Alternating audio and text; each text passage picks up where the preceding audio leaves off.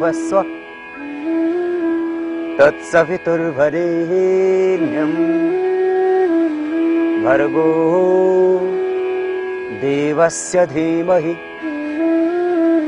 धियो यो न प्रचोदयात्। ओम आब्रह्मन् ब्राह्मणो ब्रह्मवर्चसे जायता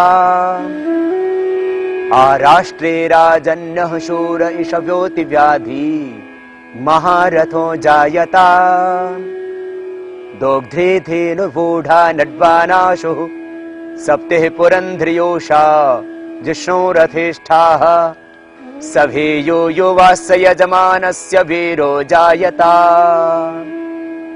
निकामे निकामे न पर्जन्यो वर्षतु फलवत्यो न औषधयः पच्यन्ताम् योगक्षेमो नः कल्पता। ओम सर्वे भवन्तु सुखिनः सर्वे सन्तु निरामयाः सर्वे भद्राणि पश्यन्तु मा कश्चित् दुःखभाग् भवेत्।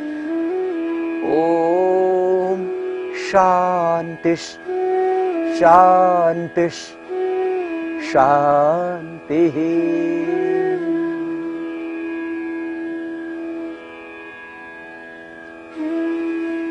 साप्ताहिक योगचर्या के अंतर्गत आज शनिवार के लिए विशेष योगाभ्यास।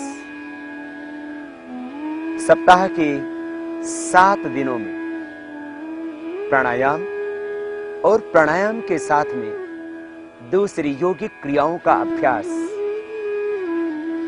करते हुए किस तरह से आप संपूर्ण आरोग्य पा सकते हैं और अपने शरीर को सबल, स्वस्थ, सुंदर, सुडौल और आकर्षक बना सकते हैं। पूर्ण व्यक्तित्व का विकास, एक आकर्षक व्यक्तित्व, पूर्ण स्वस्थ जीवन और केवल एक शारीरिक व्यायाम की तरह नहीं, अपितु योग को हमने एक संपूर्ण चिकित्सा विज्ञान और संपूर्ण जीवन शैली के रूप में आपके बीच में रखा। आज हम आपको बताएंगे मुख्य रूप से प्राणायाम और कराएंगे मकरासन में लेट करके, पेट के बल लेट करके कुछ विशेष उपयोगी आसन। साथ में हम बताएंगे आकुप्रेशर और मुद्राओं का विज्ञान। इन सब को अपना करके कैसे आप रह सकते हैं स्वस्थ। प्रथम एक शंका और उसका समाधान। बहुत सारे साधकों के मन में जैसा सुना, जैसा अभी तक दूसरों ने कहा, वैसा ही कुछ भ्रम पैदा हो गया कि आसन पहले करने चाहिए या प्राणायाम। प्रथम बात, आसनों का और प्राणायामों का कोई विशेष संबंध नहीं है कि आप पहले आसन करें या पहले प्राणायाम करें। महर्षि पतंजलि का नाम लेकर के कुछ लोग पहले आसन करवाते, बाद में प्राणायाम करवाते। एक घोर अज्ञान। प्रथम बात तो यह है कि महर्षि पतंजलि जिस आसन का वर्णन करते हैं, वो आसन वह नहीं है कि जिसको आप माने बैठे हैं कि वो शीर्षासन, वो चक्रासन, वो धनुरासन, वह भुजंगासन या मंडूकासन, वह नहीं है। वह तो है महर्षि पतंजलि का आसन सर्वसुखम आसनम। प्रयत्न शैथिल्य अनंत समापत्तिभ्यम तो द्वंद्व अनभिघात। प्राणायाम में बैठने से पहले आसन तो करना ही पड़ेगा आपको। ये सिद्धासन जिसमें मैं अभी बैठा हूं, बाएं पैर नीचे, दाहिना पैर ऊपर, एड़ी पर एड़ी, टखने पर टखना, पंजा एक दूसरी पिंडली और जंघा के बीच में। या पद्मासन, दाहिने पैर को उठा करके बाएं जंघा पर रखते हैं, बाएं को उठा करके दाहिने जंघा के ऊपर। इसमें बैठ करके आप प्राणायाम करें। या ये दोनों नहीं होते हो तो सुखासन में बैठ करके प्राणायाम करें। और जिस आसन में उपयुक्तता हो उस आसन में आप बैठ जाएं। आसन में बिना बैठे तो प्राणायाम होगा ही नहीं। और महर्षि पतंजलि को बस ये इतना ही आसन अभिप्रेत है। शेष ये हठ योग की क्रियाएं हैं, आसन और तमाम दूसरी क्रियाएं काफी। हठ योग का मतलब भी जबरदस्ती का योग नहीं। हकारः कीर्तितः सूर्य ठकार चंद्र उच्यते सूर्य चंद्रम सूर्योगात हठ योगा निगद्यते। हकार माने सूर्य शक्ति, ठकार माने चंद्र शक्ति, दोनों का समन्वय, सोम और अग्नि का। यह है हठ योग। ये बाई चंद्र नाड़ी, ये दाहिनी सूर्य नाड़ी, इन दोनों का समन्वय, यह हठ योग। जीवन में शौर्य, पराक्रम, बल, साहस, यह है आपकी सूर्य शक्ति। और शांति, समर्पण, श्रद्धा, आत्मविश्वास, धैर्य, यह है चंद्र शक्ति। आप हठ योग के द्वारा अपने भीतर की शक्तियों का समन्वय करते हैं। वो हठ योग नहीं कि हाथ ऊपर खड़ा करके आदमी खड़ा होगा, एक पैर पर खड़ा हो गया, अग्नि के बीच में तप रहा है, ये हठ योग नहीं। इसको यदि मैं मूर्ख योग कहूं तो शायद ठीक होगा। आप योगाभ्यास करते समय पहले प्राणायाम करें। ब्रह्म मुहूर्त में जब वातावरण बहुत ही दिव्य होता है और उस समय प्राणायाम आप करेंगे तो उससे आपको ऊर्जा मिलेगी, शक्ति मिलेगी, और प्राणायाम ही लाभ करता है। आसन तो मात्र संधियों के रोगों में, स्पाइन के रोगों में लाभ करते हैं। इसलिए हमने एक कंप्लीट पैकेज बनाया है योग का। 7 आसन, 7 प्राणायाम और 7 सूक्ष्म व्यायाम। भस्त्रिका, कपालभाति, बाह्य, अनुलोम विलोम, भ्रामरी, उद्गीत, प्रणव, ध्यान, ये 7 प्राणायाम और 7 सूक्ष्म व्यायाम। पैरों को आगे पीछे दबाना, बटरफ्लाई करना, और ये सर्वाइकल स्पोलाइटिस पेन के लिए 5 अभ्यास करना। सारे शरीर की संधियों से स्वस्थ हो जाएंगे। और मंडूकासन, शशकासन, भुजंगासन, सरभासन, उत्तानपादासन, पवन मुक्तासन और मरकटासन। 7 आसन, 7 प्राणायाम, 7 व्यायाम, इतना करने से आपकी समस्त समस्याओं का हो जाता है समाधान। इसलिए आप आसन यदि पहले भी करना चाहें तो कोई उसमें ऐसा नहीं कि कुछ हानि हो जाएगी। अभी तो जब मन शांत होता है, शरीर शांत होता है, तो पहले प्राणायाम करें, उसके बाद में आसन तो बहुत थोड़ी देर के लिए करना है। प्राणायाम आपको प्रतिदिन लगभग पौना घंटा करना है। पौना घंटा प्राणायाम, 3 मिनट भस्त्रिका, 3 मिनट बाह्य प्राणायाम, 3 मिनट भ्रामरी, 3 मिनट उद्गीत और 3 ही मिनट प्रणव का ध्यान, 15 मिनट ये होगा। और भस्त्रिका के बाद में कपालभाति और अनुलोम विलोम, ये 15-15 मिनट, तो 45 मिनट हो जाते हैं। और ये 45 मिनट प्राणायाम करने से कितना ही असाध्य रोग हो, कैंसर से लेकर के, हार्ट की प्रॉब्लम से लेकर के, थायराइड की प्रॉब्लम से लेकर के, आर्थराइटिस की प्रॉब्लम से लेकर के, आंखों की तमाम समस्याएं, नर्वस सिस्टम की वीकनेस, हाइपरटेंशन, इस पार्किंसन, पैरालिसिस और पोलियो तक की समस्याएं अब तो अच्छी हो रही है। ये प्राणायाम से अच्छी होंगी, आसनों से अच्छी नहीं होंगी। इसलिए आसन तो आपकी स्पाइन को अच्छा रखेगा, सूक्ष्म व्यायाम की क्रिया आपकी संधियों को थोड़ा ठीक रखेंगे। मुख्य रूप से आपको करना है प्राणायाम। आइए तो आप करते हैं प्राणायाम का प्रारंभ। श्वासों को भीतर गहरा भरते हैं, बाहर छोड़ते हैं।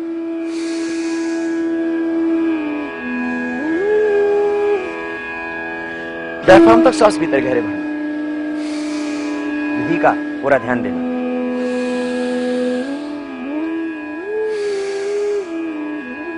बहुत जोर से नहीं करें, बहुत धीमे भी नहीं करें, मध्यम गति, मध्यम शक्ति।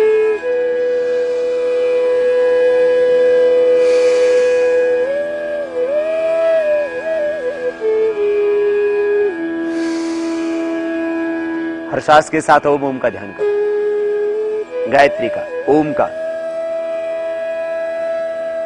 ओम तो एक अनपढ़ व्यक्ति भी इसका ध्यान कर सकता है और एक प्रबुद्ध व्यक्ति भी इसका ध्यान कर सकता है।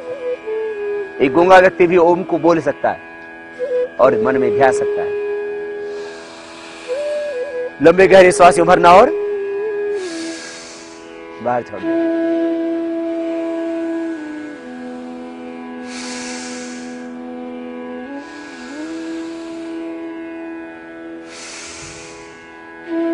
ऐसे प्रतिदिन 2 से 3 मिनट, और बहुत ज्यादा कोई व्याधि हो तो 5 मिनट कर लेना। सिर से लेकर के पैर तक की सारी व्याधियां आपकी प्राणायाम से मिट जाएंगी। इसलिए प्राणायाम जरूर करना, रोज करना। कम समय हो तो आधा घंटा कर लेना।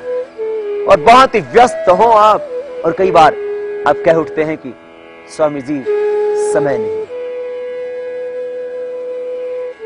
आपको प्लेन पकड़नी हो, ट्रेन पकड़नी हो, तो भी आप 10 मिनट तो कर लेना कपालभाति, अनुलोम विलोम, ये 2 प्राणायाम। तो देखो इन 2 को तो कभी ना छोड़ना, खाना मिले या ना मिले, सोना को मिले या ना मिले, आप 2 प्राणायाम कभी ना छोड़ना। जिंदगी में शरीर स्वस्थ रहेगा, और शरीर स्वस्थ है तो सब कुछ है, और देह यदि बीमार हो गया तो सब कुछ व्यर्थ है। सिर में दर्द ही हो जाता तो सारी दुनिया सोनी सोनी लगती है। बच्चे भी खाने को आते, ऐसा लगता है सब काट रहे हैं, सारी धरती आपको दुखमय दिखती है उस समय जब आप बीमार हो जाते हैं। इसलिए पहला सुख निरोगी काया, स्वस्थ रहो। धर्मार्थ काम मोक्षाणम आरोग्यम मूलम उत्तम। तो 2 से 3 मिनट की भस्त्रिका प्राणायाम।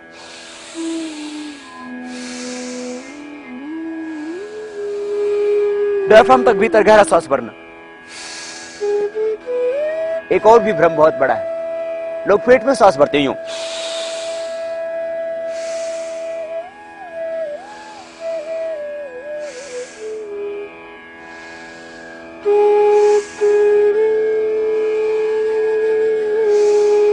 ये गलत है, ऐसा नहीं करना कभी भी। पेट सांस भरने की जगह नहीं मेरे भाई, पेट तो भोजन करने की जगह। श्वसन तंत्र तो ये फेफड़ों में सांस भरना, डायफ्राम तक यूं श्वास भरना, ये राइट वे। फेफड़ों में श्वास भरने से ये संपूर्ण लाभ होंगे। और हमने देश के लाखों व्यक्तियों को प्रत्यक्ष रूप से और करोड़ों व्यक्तियों को अप्रत्यक्ष रूप से ये प्राणायाम की ठीक विधि करवा करके ही ठीक किया, असाध्य रोगों को मिटाया। आंखों की समस्या, कानों की समस्या, कैंसर की समस्या, हार्ट की प्रॉब्लम, थायराइड की प्रॉब्लम, तमाम समस्याएं, किडनी की, लीवर की, यूट्रस की, ओवरी की, बंद ट्यूब, फिलिपियन ट्यूब भी खुल गई, सिस्ट सब खत्म होगी, गांठें सब भूल गई, क्या ठीक नहीं हुआ, सारी बीमारियां मिटी ठीक विधि से प्राणायाम करने से। हमने फेफड़ों में सांस भरवाया, अभी तक उल्टा कर रहे थे लोग, पेट में सांस भर रहे थे, और अभी भी कुछ हठ धर्मिता के कारण से सत्य को स्वीकार करने के लिए तैयार ही नहीं। शरीर नहीं हिलेगा, कुछ शरीर हिलाते हैं और कुछ जोर जोर से यूं करते हैं, ये सब गलत, इस तरह से नहीं करना। गहरा भरना, फेफड़ों में बाहर छोड़ना। नेक्स्ट प्राणायाम, पेट में सांस नहीं भरना, फेफड़ों में डायफ्राम तक भरना, यस राइट प्राणायाम का। अब अगला प्राणायाम कपालभाति, श्वासों को बाहर छोड़ेंगे।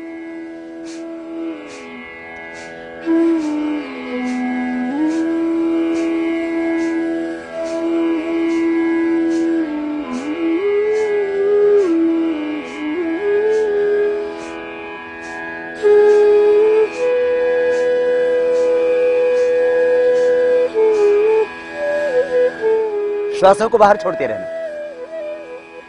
वात रोग है, पित्त रोग है, कफ रोग है, बहुत गैस बनता है।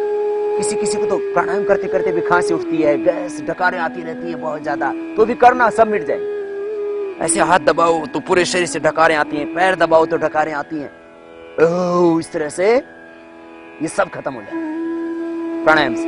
वात रोग, पित्त रोग, कफ रोग, श्वसन तंत्र की सारी problems, allergy, allergic rhinitis, sinusitis, cough, asthma, bronchitis, bronchial asthma, thyroid की प्रॉब्लम, हार्ट की तमाम समस्याएं, हार्ट की ब्लॉकेज, बढ़ा हुआ cholesterol, triglyceride, total lipid profile आपका नॉर्मल हो जाएगा, लिपिड नॉर्मल होगा। और डायबिटीज 100% कंट्रोल, और कुछ दिनों के लगातार अभ्यास से क्या पेनक्रियास के बीटा सेल रिएक्टिवेट होंगे। खास बात कपालभाति प्राणायाम, देखो श्वासों को बाहर छोड़ना, ठीक विधि से करना भाई।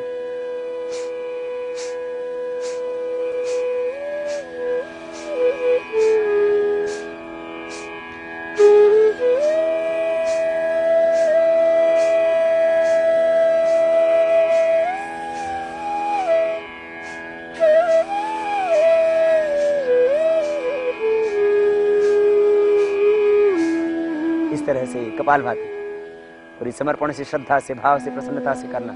रोग, विकार, दोष, अशुद्धियां, व्याधियां बाहर निकल रही है, तन मन परिशुद्ध हो रहा है, देह देवालय बन रहा है, सारे क्लेश दग्ध हो रहे हैं, वासनाएं मिट रही हैं। विकार सब बाहर निकल रहे हैं। बस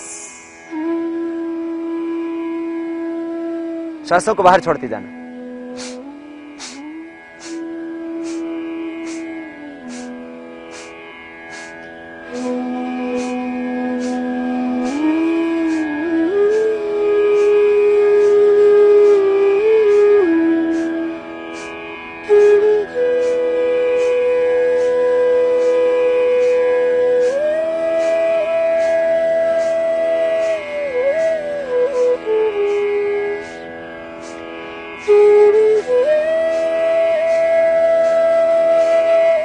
ऐसे ही करना है। हार्ट IBP की प्रॉब्लम है तो तीव्रता से नहीं करना। पेट की कोई समस्या है, माने अल्सरेटिव कोलाइटिस है, अल्सर है, पेप्टिक अल्सर है, तेजी से नहीं करना। कमर में दर्द है, तेजी से नहीं करना। मध्यम गति से करो। मध्यम गति से करने से भी पूरा लाभ मिलेगा। और खास बात, कपालभाति प्राणायाम में विधि ठीक रखना। श्वासों को बाहर छोड़ना, यूं नहीं करना, ये उल्टा होगा। छोड़ना है, सांस छोड़ेंगे बाहर तो पेट अंदर जाएगा। राइट तरीके से कीजिए। आपका प्रोसेस, विधि, प्रक्रिया ठीक होनी चाहिए, फिर लाभ पूरा मिलेगा। सारी व्याधियां आपकी 7 प्राणायाम, 7 सूक्ष्म व्यायाम और हो सके तो 7 आसन, इतना ही करने से मिट जाती है। बाकी तो जो हम आपको ये साप्ताहिक दिनचर्या के अंतर्गत, साप्ताहिक योगचर्या के अंतर्गत जो हम आपको योग सिखा रहे हैं, अतिरिक्त योगासन, वे सब एक्स्ट्रा हैं। उनके करने की आवश्यकता भी नहीं है। यदि आप उनको नहीं कर सकते तो मत कीजिए। और यदि आप चाहते हैं कि आपका शरीर ज्यादा फ्लेक्सिबल रहे और आपको अभिरुचि है, जिज्ञासा है, उत्कंठा है, आप करना चाहते हैं, तो वो बता दिए गए योगाभ्यास, समस्त योगाभ्यास लगभग जितना एक आम आदमी कर सकता है या अधिकतम जितनी आवश्यकता है, वो सब आपको हम कुछ बता चुके हैं, कुछ और बता देंगे इस साप्ताहिक योगचर्या के अंतर्गत। परंतु एक आम आदमी के लिए ये 7 प्राणायाम की प्रक्रिया ही पर्याप्त है और इन्हीं से सारी व्याधियां मिट जाएंगी। करते रहिए आप, खाली बैठ करके सुनना नहीं। योग के इस कार्यक्रम को एक अनुष्ठान की तरह लेना, किसी पिक्चर या किसी सीरियल की तरह मत देखना इसको।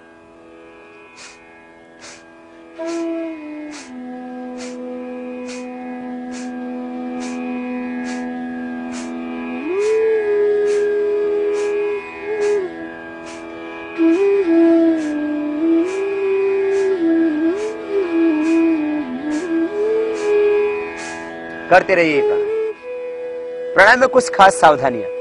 कपालभाति प्राणायाम गर्भवती माताओं बहनों को नहीं करना। गर्भवती माताओं बहनों के लिए हमने स्पेशल प्रोग्राम बना दिया, इसलिए वो गर्भवती माताएं बहनें वही करें जो उनके लिए बताया गया है। 2 घंटे का एक स्पेशल प्रोग्राम ही उनके लिए बनाया हमने। कपालभाति और बाह्य प्राणायाम गर्भवती माताओं को निषिद्ध है और पीरियड के दौरान बाह्य प्राणायाम को छोड़कर के सारी सूक्ष्म व्यायाम की क्रियाएं और ये 6 प्राणायाम इजीली माताएं बहनें कर सकती हैं और करना ही चाहिए उनको। आसनों में बस थोड़ी सी सावधानी ये रखनी होती है, कमर में दर्द है तो आगे नहीं झुकना, हर्निया है तो पीछे नहीं झुकना, और कठिन आसन बीमार व्यक्ति करना ही नहीं, बस। हाँ, नहीं कुछ भी तो नहीं। योग अभ्यास तो बहुत सरल सहज है। योग को लोगों ने रहस्य बना के रखा और बोले प्राणायाम तो बोलो गृहस्थी को करना ही नहीं, आसन ही करना। और आसनों से बस यही शीर्षासन चक्रासन हो रहा था आदमी का, वैसे ही शीर्षासन हुआ था, वैसे ही चक्रासन हुआ था, ऊपर से और उसको चक्रासन करा दिया, आदमी बीमार पड़ गया और आदमी ने योग करना ही छोड़ दिया। इसलिए हमने कहा प्रथम योगाभ्यास 90% फिजिकल बेनिफिट भी प्राणायाम से ही आपको होंगे। योगाभ्यास में प्रथम प्राणायाम 90%। मैं यदि ये कहूं कि 99% लाभ केवल और केवल प्राणायाम ही से होते हैं तो अतिशयोक्ति नहीं, ऐसा हमने देखा। इसलिए आपको कह रहे हैं प्राणायाम ही मुख्य रूप से करना। करते भी रहो और मेरी बातें सुनते भी रहो। प्राणायाम मुख्य रूप से करें।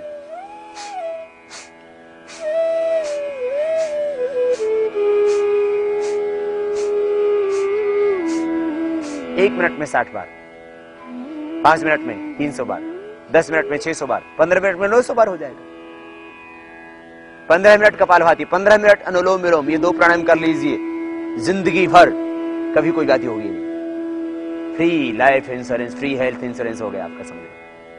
आत्मनिर्भर होकर के जीवोगे, स्वावलंबी होकर के जीवोगे, निरोग रह करके जीवोगे। 100 वर्ष तक ये आंखें काम करेंगी, ये कान काम करेंगे, हाथ काम करेंगे, पैर काम करेंगे, किसी के आलंबन की आवश्यकता नहीं पड़ेगी। अभी तो अब बेसहारों को सहारा दे सकेंगे, दूसरों की मदद कर सकेंगे, और ये भी आपको करना है। करते रहो अभी पहले कपालभाति।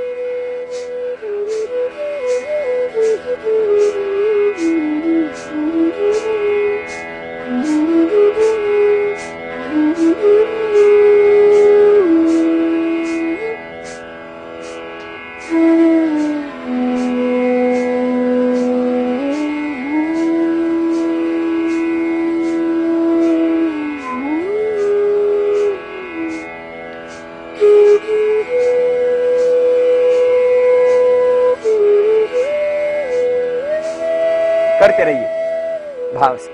इसे पेट की सारी बीमारियां, गैस, कब्ज, acidity, constipation, ulcer, peptic ulcer, धीरे धीरे करना, अपने आप घाव भर जाते हैं पेट के। कपालभाति प्राणायाम से पेट की समस्त व्याधियां मिट जाती हैं। एसजीओटी, एसजीपीटी, बिलिरुबिन सब नॉर्मल हो जाता है। कपालभाति प्राणायाम से हेपेटाइटिस ए, बी, सी तीनों नेगेटिव हो जाते हैं। ऐसा किया है हमने और ऐसा हुआ है, ऐसा हो चुका है। इसके हमारे पास में डेटा है जो पूरे। मैं जितने भी बीमारियों के बारे में आपको बताता हूं कि ये प्रॉब्लम मिटती है, वो सारी प्रॉब्लम हमने मिटाई, इसलिए आपको कहा। आंखों का चश्मा उतारा, रेटिना की, कॉर्निया की, आंखों की तमाम समस्याएं। बहुत से लोग रोज हमसे मिलते हैं कि स्वामी जी इन आंखों से देख नहीं पा रहे थे, अब इन आंखों से देखने लगे। ये पैर नहीं चल पा रहे थे, अब कदम आगे बढ़ने लगे।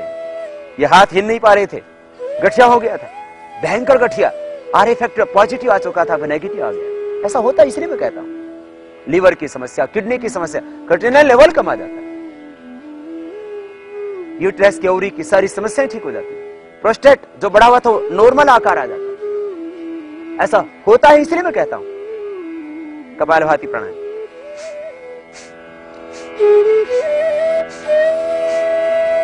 इसको करते रहो, 15 मिनट करना, जब थक जाओ तब रुक जाना, थोड़ा विश्राम करना, फिर करना प्रारंभ कर देना। यही करना है और इसी से सब लाभ मिलेगा, सारी व्याधियां मिटेंगी। और आप ही की नहीं, इस देश की और पूरी दुनिया की, पूरी मानवता इस योग के द्वारा, और मुख्य रूप से कपालभाति और अनुलोम विलोम, ये दो ही तो मुख्य प्राणायाम है।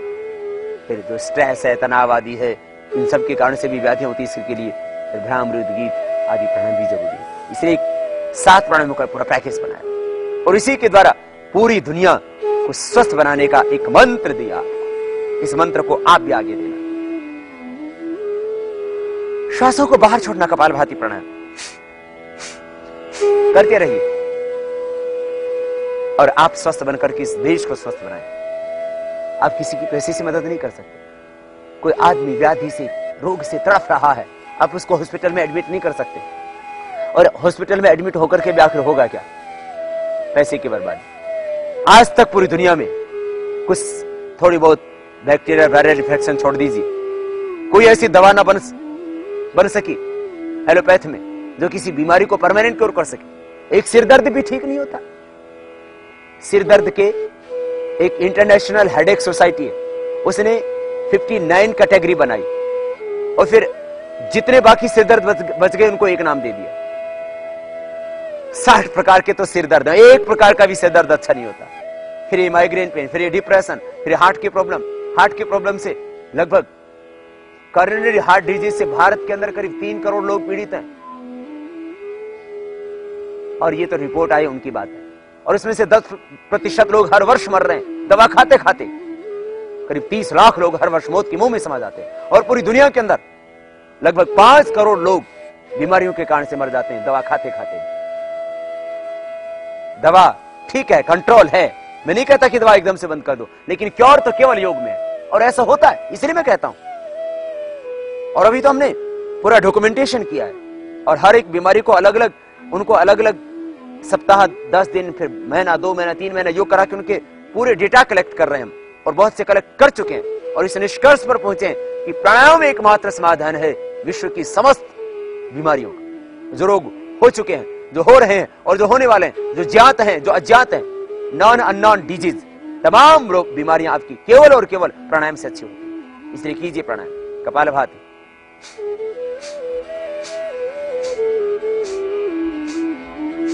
और मिट जाएंगी बीमारियां। 7 प्राणायाम करना, बहुत सहज, बूढ़ा बच्चा जवान सब कर सकते हैं इनको। बच्चों की आंखों पर चश्मा नहीं चढ़ेगा, उनका आईक्यू अच्छा रहेगा, मन कंसंट्रेट रहेगा, उनका कंसंट्रेशन पावर बढ़ेगी, आंखों पर चश्मा नहीं चढ़ेगा, मेमोरी उनकी शार्प होगी, वे ओजस्वी तेजस्वी बनेंगे, उनके चेहरे पर नेचुरल ग्लो आभा रहेगी। इसलिए बच्चों को भी करना, बूढ़े भी करना, बुढ़ापा आएगा ही नहीं। बुढ़ापे में किसी की सेवा की आवश्यकता नहीं पड़ेगी। और आजकल सेवा करता ही कौन है, सब अपने अपने में मस्त है। इसलिए भाई बुढ़ापे का सहारा है ये प्राणायाम, और बीमारियों से छुटकारा देने वाला है प्राणायाम, और सदा स्वस्थ रहने का तरीका है प्राणायाम। इसलिए बीमार, स्वस्थ, बूढ़े, जवान, युवक, युवतियां सब करें। सदा यौवन, सदा जवानी, सदा मस्ती रहेगी, चेहरे पर लालिमा, बालों में कालिमा। आखिर किसको नहीं चाहिए करना कपालभाति? ऐसा ही होगा। मूलाधार चक्र की शक्ति जब ऊर्ध्वगामी होती है तब ऐसा होता ही। तुम्हारे भीतर ही सब समाधान है। प्रकृति ने जहां रोग दिए वही रोगों का समाधान भी दिया, लेकिन व्यक्ति ने उन समाधानों को भुला करके बाहर समाधान खोजना शुरू कर दिया। तुम्हारे शरीर में रोग है तो भीतर ही इसके उपचार की शक्ति है। तुम्हारे इस देह में रोग है तो प्रकृति में इसके उपचार की शक्ति है। तुम विकृतियों में मत जाओ, प्रकृति का आश्रय लो, आहार को ठीक करो, विचारों को ठीक रखो, प्राणायाम योग अभ्यास प्रतिदिन करो, फिर देखो बीमारियां तुम्हारे पास फटकेंगी। ये कपालभाति प्राणायाम 15 मिनट करने के बाद, अब इस कपालभाति प्राणायाम को 15 मिनट करना है। इसी मूलाधार से एक ऊर्जा उद्बुद्ध होगी और पूरे देह में व्याप्त हो जाएगी सहस्रार तक। ये कपालभाति प्राणायाम डायबिटीज, मोटापा, हार्ट की प्रॉब्लम, तमाम समस्याओं को मिटा देगा। और अब इसके बाद बाह्य प्राणायाम, श्वासों को बाहर छोड़ के बाहर रोक देंगे, त्रिबंध के साथ बाह्य प्राणायाम होगा। खास बात, बाह्य प्राणायाम श्वास को बाहर छोड़ करके बाहर रोक देंगे। 3 बंद लगेंगे, थोड़ी को कनकों पे लगाएंगे, पेट को सिकोड़ के पीठ से लगाएंगे, नाभि से नीचे भाग को पर खींच कर रखेंगे। त्रिबंध के साथ बाह्य प्राणायाम।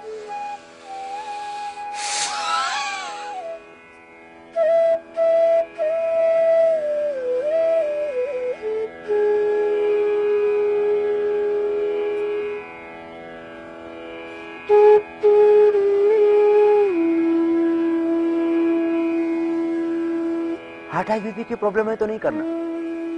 हाँ, कंट्रोल में है हार्ट हाई बीपी की प्रॉब्लम तो 5-7 सेकंड आप कर सकते हैं, नहीं तो अग्निसार किया,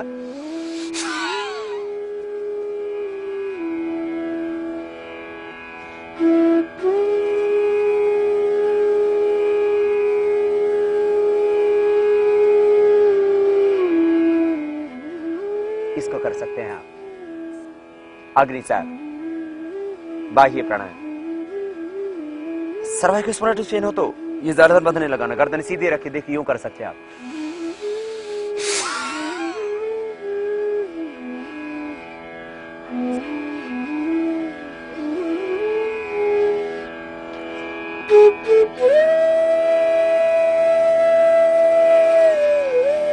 और जाल अंदर बंद लगा के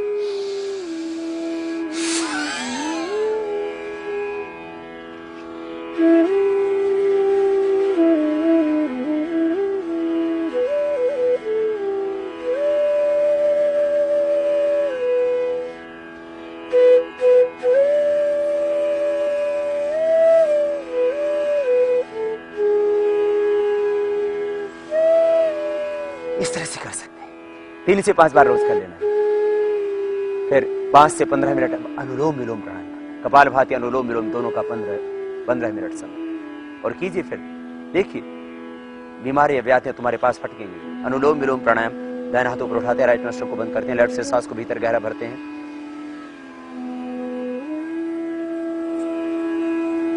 राइट से बाहर।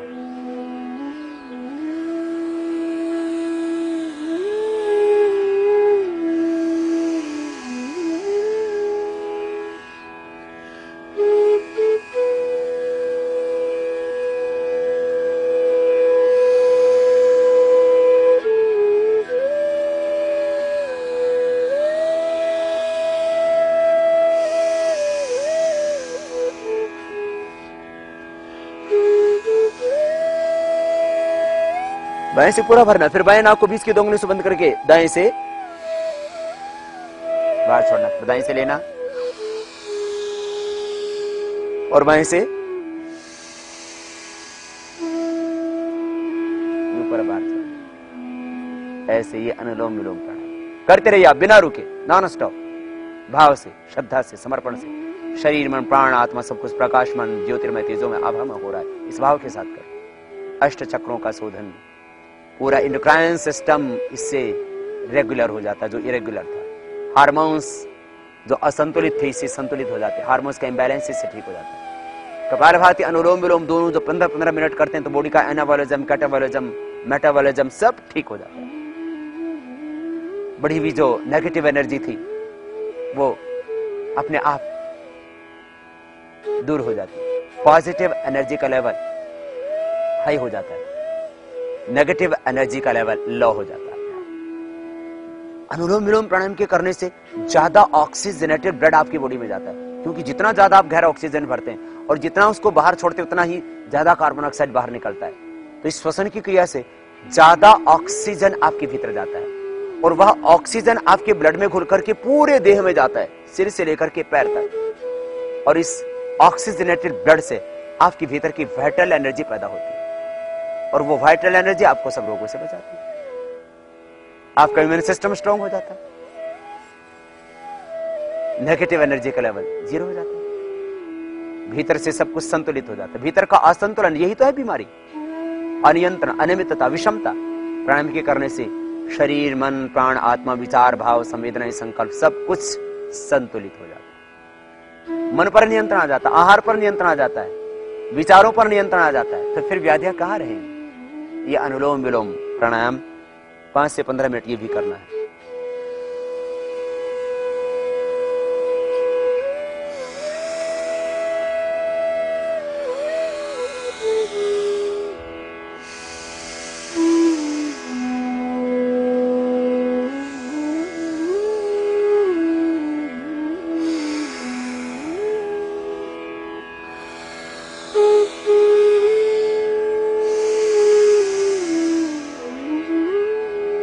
अनुलोम विलोम प्राणायाम कीजिए, आपका शरीर स्वस्थ हो जाएगा, पूरी तरह से स्वस्थ, निरामय,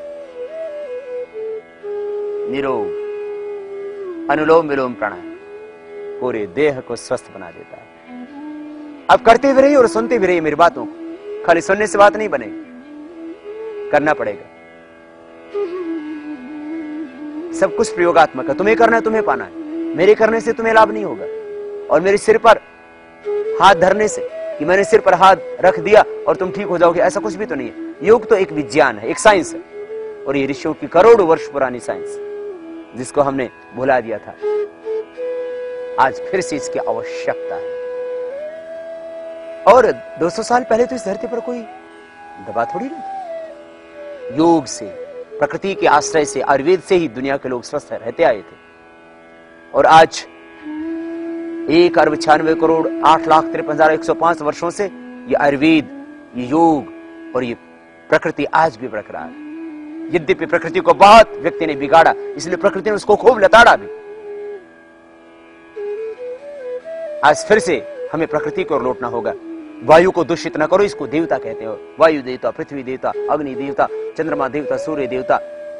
ये वायु, ये पृथ्वी, ये अग्नि, ये देवता है, इनको बिगाड़ो नहीं और इनका उपयोग करो अपने जीवन में। प्रकृति के साथ जुड़ो, सीधा साधा सिंपल आहार लो, हरी सब्जियां, सुबह उठ करके लौकी का जूस, कोलेस्ट्रॉल बढ़ा हुआ है, ट्राइग्लिसराइड बढ़ा हुआ है तो, और डायबिटीज है तो खीरा, करेला, टमाटर का जूस, सदाबहार नीम की पत्तियां डाल करके, और प्राणायाम कीजिए, इससे सब कुछ ठीक हो जाएगा। संतुलित आहार, संतुलित विचार, प्राणायाम से अपने आप ही हो जाएंगे आपके विचार संतुलित, मन में सकारात्मक भाव पैदा होंगे।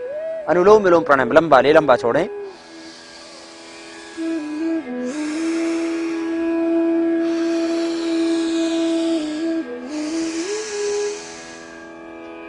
यही प्राणायाम आपको 15 मिनट करना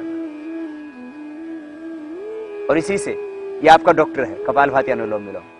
यूं तो इस देश के अंदर, भारत के अंदर ही करोड़ों करोड़ों लोग एक एक बीमारी से पीड़ित हैं और डॉक्टर 6,22,105 डॉक्टर तो एलोपैथ के हैं।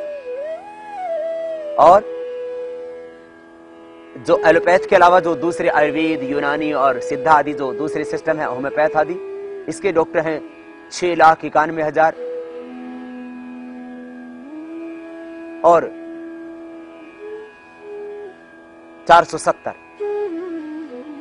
एक तरफ ये 6,91,470 डॉक्टर अल्टरनेटिव सिस्टम जिनको हम ये लोग बोलते हैं एलोपैथ वाले, और दूसरी तरफ एलोपैथ के 6,22,105 डॉक्टर, और अकेले आयुर्वेद के 4,30,363 डॉक्टर। फिर भी क्या हो रहा है, बीमारियां उतनी बढ़ती जा रही है। इसलिए आपका डॉक्टर है प्राणायाम। आपका आरोग्य अपने आप से मिलेगा। बस प्राणायाम कीजिए, अनुलोम विलोम, लंबा लेना, लंबा छोड़ना,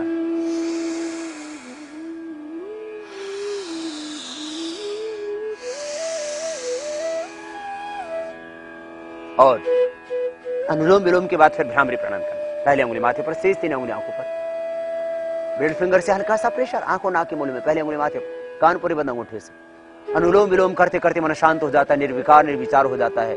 निर्विचार वैशालध्यात्म प्रसाद तुम्हारा तत्प्रज्ञा, तुम भीतर से अपने अस्तित्व से जुड़ते हो और तृतीय ज्ञान का चक्षु खुल जाता है। तुम्हारा मेधा प्रज्ञा मिलती भीतर से। भ्रामरी प्राणायाम से मन शांत होगा। उद्गीत का नाद में गायन, मुखबंद भ्रामरी प्राणायाम स्ट्रेस, तनाव और तमाम डिप्रेशन, अवसाद आदि समस्याओं के लिए श्वासों को भीतर गहरा भरेंगे। भ्रामरी प्राणायाम भाव के साथ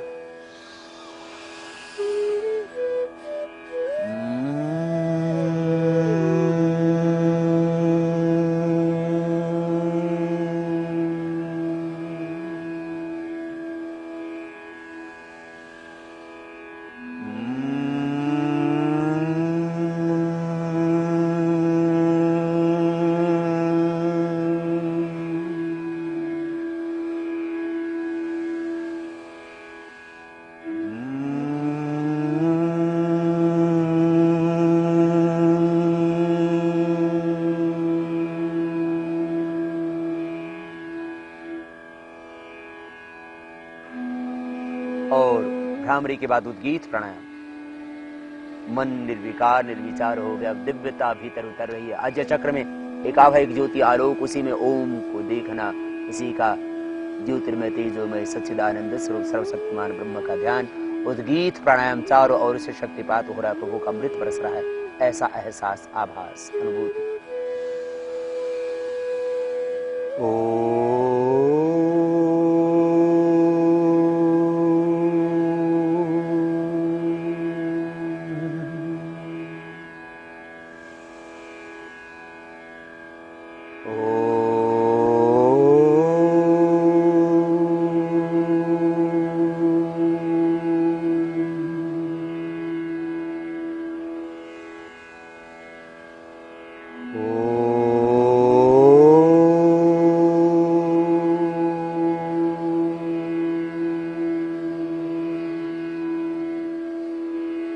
थोड़ी देर श्वासों पर मन को केंद्रित कर, प्राणों के साथ प्रणव का ध्यान।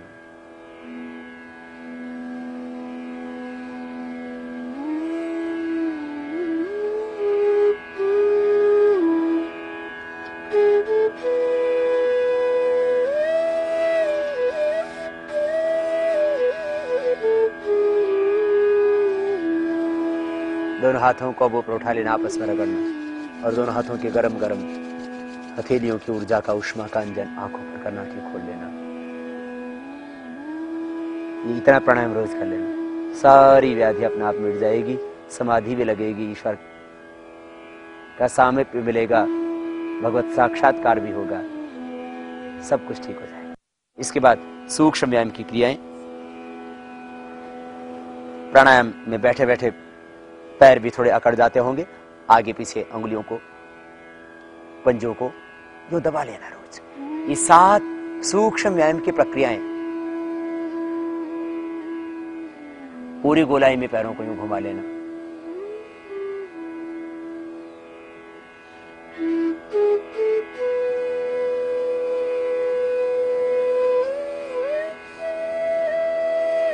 और फिर बटरफ्लाई, बहुत सरल सहज क्रियाएं जिसको हर बच्चा भी कर सकता है, बूढ़ा भी कर सकता है। प्राणायाम और 7 प्राणायामों के साथ ही 7 सूक्ष्म व्यायाम की क्रियाएं। दोनों हाथ सामने, अंगूठा अंदर उंगलियों पर गोल घुमाते हैं। नेक्स्ट एक्सरसाइज, दोनों हाथ कोने से सामने से मोड़ लेते हैं और बड़ा शून्य बना देते हैं। क्लॉकवाइज बड़ा शून्य बनाते हैं, फिर इसके अपोजिट साइड से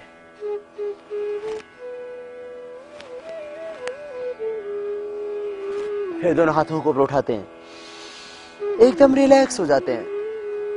2-3 मिनट से लेकर के 5 मिनट में पूरी एक्सरसाइज हो जाती है साथ, जिससे कि आपके शरीर का प्रत्येक जॉइंट फ्लेक्सिबल हो जाता है, स्वस्थ हो जाता है। उसके भीतर की अकड़न ठीक हो जाती है। श्वास अंदर भर के हाथों की अंगुलियों को टलो करके सिर के पीछे बांधते, हाथों से सिर के उस तरह से हाथों के एक दूसरे के विरुद्ध दबाव डालते, आराम से एक कंपन सा पैदा होता गर्दन में, छोड़ देते हैं। फिर दायां हाथ उठा लेते हैं, कान के पास लगा देते हैं।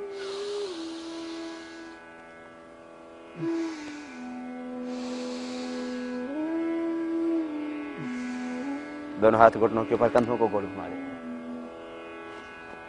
एक तरफ से करने के बाद फिर उसके अपोजिट साइड से। और आज इस साप्ताहिक योगचर्या के अंतर्गत मकर आसन में पेट के बल लेट करके करने वाले कुछ विशेष उपयोगी आसन, उसके बाद मुद्राएं, एक्यूप्रेशर और कुछ खास बातें, योगाभ्यास और आपकी दिनचर्या के संबंध में। पेट के बल लेट जाएं, ये मकर आसन। एक तो ये आसन है मकर आसन का, जिसमें आप लेट करके विश्राम भी करते हैं और इससे स्पाइन को भी स्वस्थ बनाते हैं। एक एक पैर को पीछे से मोड़ना और सीधा करना।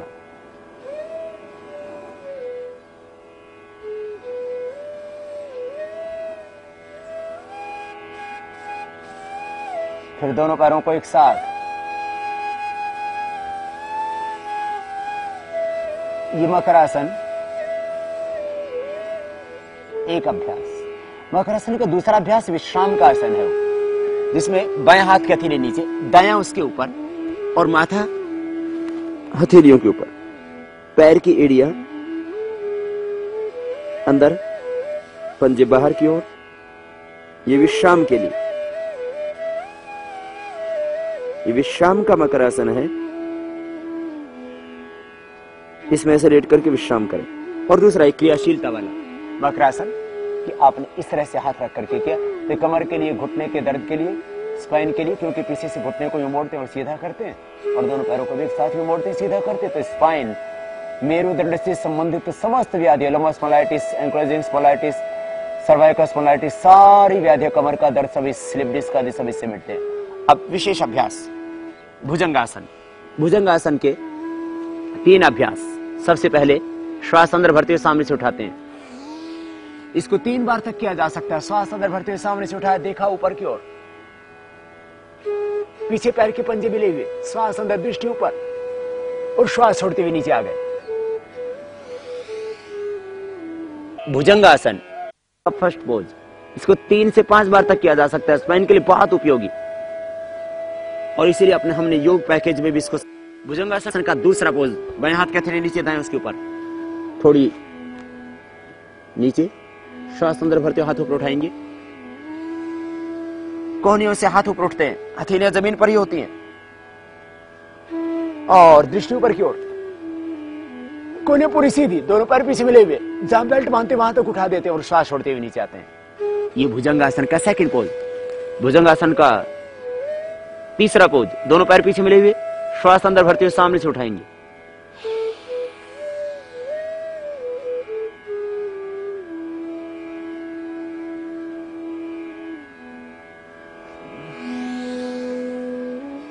श्वास छोड़ते हुए नीचे आते हैं। भुजंगासन का चौथा पोज, दोनों पैर पीछे मिले हुए, सामने से उठा देते पूरा। अब दाहिने कंधे के ऊपर से पीछे अपोजिट साइड के पैर की एड़ी को देखते, पैरों में थोड़ा 1 फीट का फासला करीब, तिर्यक भुजंगासन। श्वास छोड़ते धीरे धीरे नीचे आते हैं। तो दूसरी ओर से इसी अभ्यास को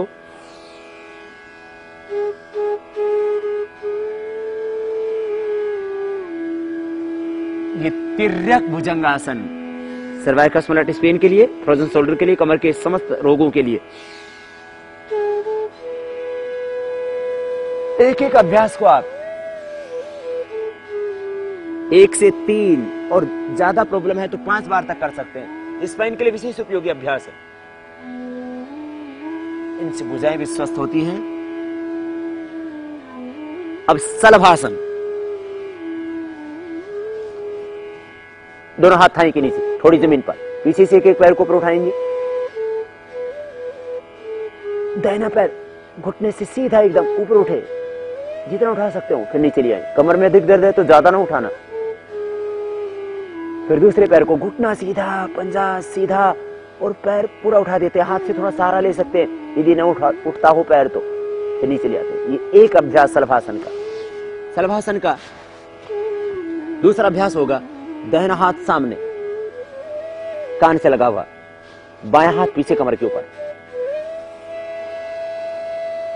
श्वास अंदर भरते हुए सामने से दायां हाथ को और सिर को और पीछे से बाएं पैर को उठा देंगे। बायां हाथ पीछे कमर के ऊपर होगा, श्वास अंदर, दृष्टि सामने, श्वास छोड़ते हुए नीचे।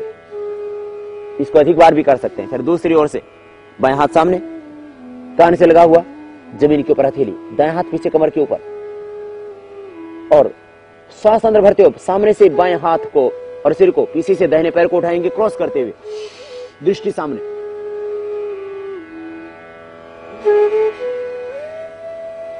शलभासन का तीसरा पोज, दोनों हाथ पीछे कमर के ऊपर, दाहिने हाथ से बाएं हाथ की कलाई को पकड़ लेते हैं। अब श्वास अंदर भरते सामने से छाती को उठाएंगे, देखेंगे ऊपर की ओर, छाती उठ जाएगी सामने से, पीछे पैर मिले हुए, पंजे पीछे तले हुए, हाथ पीछे खींच के नेतम के ऊपर, और श्वास छोड़ते हुए नीचे। शलभासन का ये तीसरा अभ्यास हुआ। अब चौथा अभ्यास, पीछे से पैर, सामने से छाती, दोनों तरफ से उठाएंगे। सामने से छाती उठी, पीछे से पैर उठे, बैलेंस बनाया दोनों ओर से, श्वास छोड़ते हुए नीचे आ गए। ये शलभासन के 4 अभ्यास हुए। शलभासन का 5वां अभ्यास थोड़ा कठिन, जिनको कमर में दर्द है वे न करना। वैसे स्पाइन के लिए उपयोगी है, लेकिन कमर में ज्यादा दर्द हो तो नुकसान होगा। थोड़ी जमीन पर, दोनों हाथ थाई के नीचे, और श्वास अंदर भरते हुए दोनों पैरों को पीछे से उठा देंगे।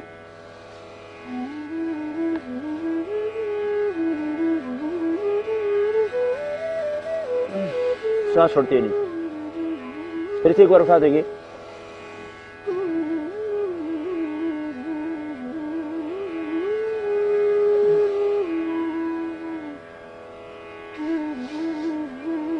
दोनों हाथ सामने खोल दें। पेट के बल लेट करके करने वाले कुछ विशेष उपयोगी आसनों में ही एक और उपयोगी आसन कमर के दर्द के लिए भी उपयोगी है, लेकिन ज्यादा दर्द हो तो न करना। दोनों हाथ सामने पास में, पीछे से दोनों पैर पास में, श्वास अंदर भरते सामने से हाथों को, पीछे से पैरों को उठाएंगे, सामने से छाती और सिर भी उठेगा।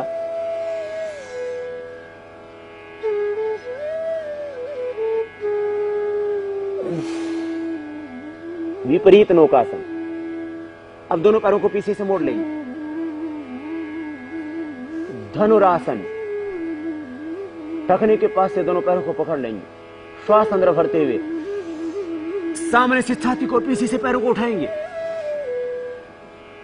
श्वास छोड़ते नीचे। हर्निया है तो करना ही नहीं, और कमर में भी ज्यादा दर्द है तो नहीं करना। कमर में दर्द है बहुत ज्यादा तो एक अभ्यास कर लेना, पृष्ठतानासन। बाएं हाथ के ऊपर दाहिना हाथ, दोनों पैर पीछे मिले हुए, श्वास अंदर भरते हुए सामने हाथों को यूं खींचेंगे और पीछे से पैरों को खींचेंगे, ढीला छोड़ देंगे।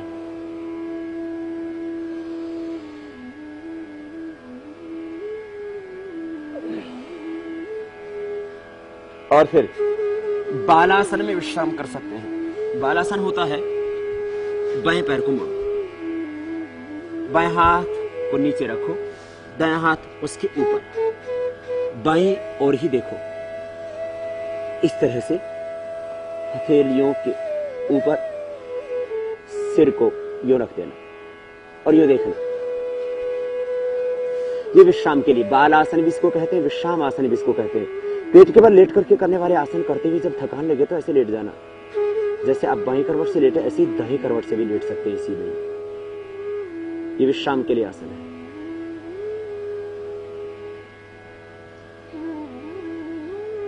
श्वासों की गति सहज। तो ये आपको मेरुदंड के लिए विशेष उपयोगी अभ्यास बताए, पेट के बल लेट करके, मकरासन में लेट करके। अब बाएं करवट लेते हुए आराम से बैठ जाए।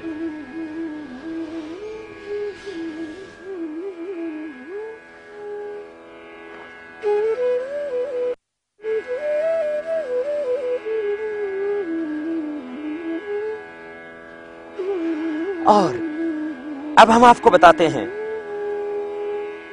कुछ एक्यूप्रेशर की क्रियाएं, कुछ मुद्राएं।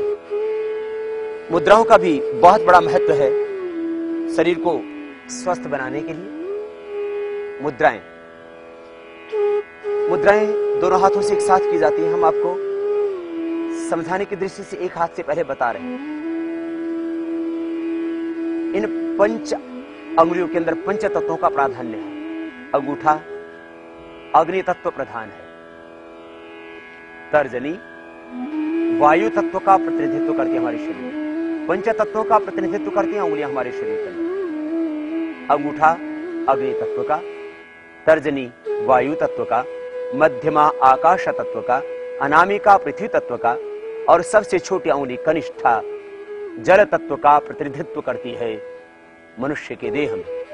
और इन पंच तत्वों का प्राधान्य है इन 5 अंगुलियों में। और इन्हीं को अलग अलग प्रकार से मिला देने से बनती है मुद्राएं। ये ध्यान मुद्रा, इसमें बैठने से मन शांत हो जाता है। मन की एकाग्रता, स्ट्रेस, डिप्रेशन, तनाव, अवसाद आदि इसमें बैठने से ठीक होते हैं। फिर ये वायु मुद्रा, इसमें बैठने से वात विकार ठीक होते हैं। ये शून्य मुद्रा, इसमें बैठने से कर्ण रोग ठीक होते हैं। ऐसे भी बैठ सकते हो और ऐसे भी बैठ सकते हैं। और ये पृथ्वी मुद्रा, इसमें बैठने से भार यदि बढ़ा हुआ है तो नॉर्मल हो जाएगा, और कम है तो भी नॉर्मल हो जाएगा। ये वरुण मुद्रा, जल मुद्रा भी कह सकते हैं इसको।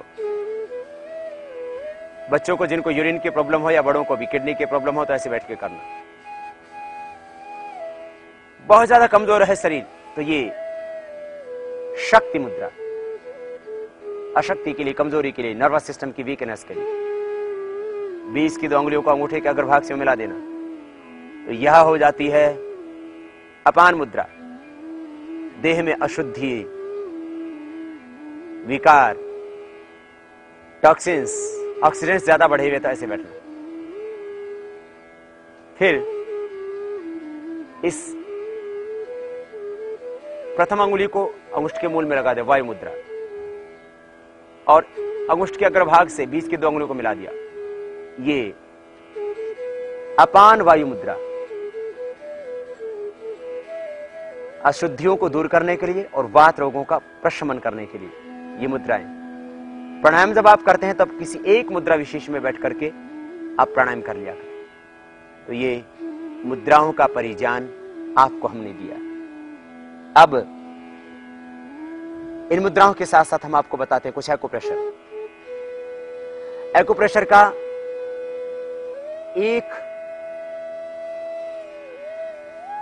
एक पॉइंट अपने आप में बहुत महत्वपूर्ण है। एक एक्यूप्रेशर की प्रक्रिया तो आज आप हर गली में, हर मोहल्ले में, हर सड़क पे देख सकते हैं। लोग बाल काला करने के लिए ऐसे घिसते रहते हैं, ये बालों को काला बनाने के लिए, और झड़े हुए बाल दोबारा से आ जाते हैं। गंजी खोपड़ी पर बाल उगाते हैं, भूषण जमीन पर उद्यान लहराने लगता है। बाल काला करने के लिए सफेद बाल काले उगते हैं जड़ से ही, झड़ गए बाल गंजी खोपड़ी पर दोबारा बाल आ जाते हैं। ऐसे करने से बहुत अद्भुत है, बालों के लिए बहुत लाभ होता है। बहुत लोगों के बाल आए और बहुत से लोगों को हमने अपने शिविरों में दिखाया भी, जिनके पहले के फोटोग्राफ्स भी उनके थे कि पहले गंजी थी, खोपड़े बाल आगे, कपालभाति अनुलोम विलोम भी उसमें लाभ करते हैं। कुछ लोगों ने तो बिना ये नेल वाला किए ही खाली प्राणायाम किया और पूरा लाभ हो गया खाली प्राणायाम से।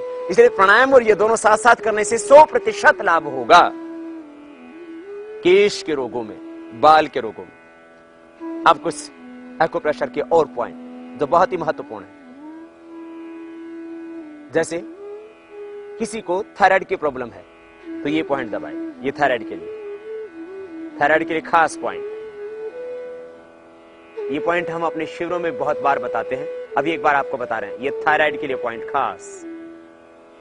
इसके ऊपर ये वायु के लिए, पेट की गैस के लिए। हथेली के बीच में ये जो पॉइंट है, हथेली के बीच में पॉइंट किडनी के लिए, और इसके बाहर की ओर यहां ये पेनक्रियाज के लिए। बाएं हाथ में बाएं ओर क्योंकि हार्ट है, इस पेनक्रियाज के पॉइंट के ऊपर जस्ट ये हार्ट के लिए, इसकी जस्ट ऊपर ये कान के लिए, बीच की दो उंगलियों के नीचे हथेली की ओर जीवन रेखा के ऊपर फेफड़ों के लिए, प्रथम दो उंगलियां तर्जनी और मध्य वाहिनी के बीच में ये आंख के लिए, ये स्ट्रेस के लिए, तनाव के लिए, तनाव के लिए खास पॉइंट, और यूरिन प्रॉब्लम्स के लिए ये वाला पॉइंट। ये सारे पॉइंट साइनस पॉइंट है।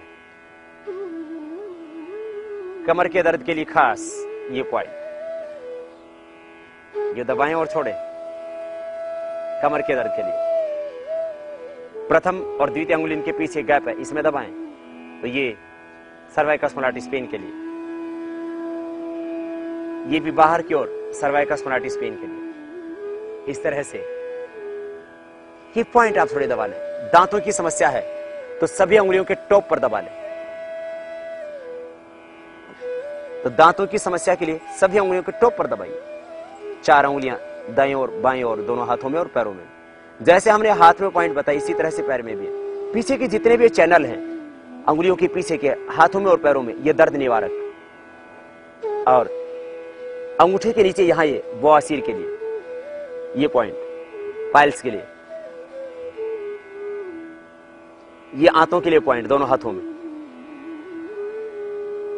और ये जो नीचे की जहां माताएं बहनें चूड़ियां पहना करती थी, इसी पौरुष ग्रंथि, डिम्ड ग्रंथि, यौन ग्रंथि, माने धातु संबंधी रोग, यौन संबंधी रोग और स्त्री रोग समस्त यहां से दबाने से स्त्रियों के, पुरुषों के पौरुष संबंधी रोग सब यहां दबाने से ठीक हो जाते हैं। तो ये एक्यूप्रेशर के कुछ खास पॉइंट आपको बताए। एक्यूप्रेशर एक जगह 1 से 5 मिनट तक अधिकतम कर सकते हो।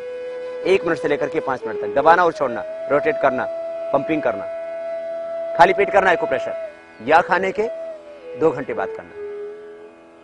एक्यूप्रेशर भी अपने आप में एक बहुत बड़ी विद्या है और निर्दोष है। कहीं गलत जगह दब गया तो कोई नुकसान नहीं है। इसके लिए एक्यूप्रेशर को हमने अपनी इस चिकित्सा प्रक्रिया के अंतर्गत सबसे पहले प्राणायाम, उसके बाद में आसन, उसके बाद में एक्यूप्रेशर, मुद्राएं तो प्राणायाम के साथ ही होती हैं, फिर प्राकृतिक उपचार, फिर आयुर्वेद को हम लेते हैं। आयुर्वेद तो लास्ट में आता है, उसकी भी आवश्यकता बहुत अधिक रहती ही नहीं है। मुझे लगता है योग की प्रक्रियाओं से, इन मुद्राओं से और एक्यूप्रेशर की इन विधाओं से और प्रकृति के साथ जुड़ते हुए आप निश्चित रूप से एक संपूर्ण आरोग्य पाएंगे। आप ही स्वस्थ नहीं बनेंगे, इस देश को भी स्वस्थ बनाएंगे। हम सबका एक संकल्प हो, स्वस्थ भारत का निर्माण हो, जिसमें देशवासियों का स्वास्थ्य अच्छा हो, हर व्यक्ति स्वस्थ हो, किसी का तन रोगों से पीड़ित ना हो, आखिर गरीब अमीर सभी रोगों की चपेट में हो। और एक समाधान है योग। आप सब दुनिया के दुखी रोगियों के लिए दवा नहीं कर सकते। एक एक व्यक्ति के लिए दवा करो तो लाखों लाखों रुपए तो खाली डायग्नोज होने में खर्च हो जाते हैं कि बीमारी क्या है। आखिर दवाइयां फिर कैसे हम कर पाएंगे। इसलिए आओ हम सब मिलकर के एक संकल्प लें कि हम स्वयं योग सीखेंगे, अपने गली के लोगों को, मोहल्ले के लोगों को, अपने परिवार के लोगों को योग सिखाएंगे और ये संकल्प आगे बढ़ाएंगे। निश्चित रूप से पूरा देश और पूरी दुनिया स्वस्थ बनेगी।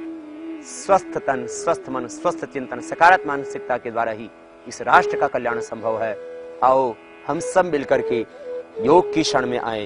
योगम शरणम गच्छामि का उद्घोष दिग दिगंतरों में गूंजा दें, पूरे ब्रह्मांड में गूंजा दें और इस ऋषियों की परंपरा का पूरे विश्व के अंदर प्रचार करें, जिससे ये पूरी मानवता स्वस्थ रहे, जिससे लोग अपनी चेतना से जुड़े और अपने ही भीतर उस विराट ब्रह्म परमेश्वर को पालें, जिससे कि जीवन पाना धन्य हो जाए, सारी वितृष्णा मिट जाए, सारा लोभ मिट जाए, सारा क्रोध मिट जाए और पूर्णता की अनुभूति हो, भीतर से तृप्ति मिले, शांति मिले सबको, आनंद मिले सबको, हम सब ईश्वर के सच्चे पुत्र और पुत्रियां बन जाए।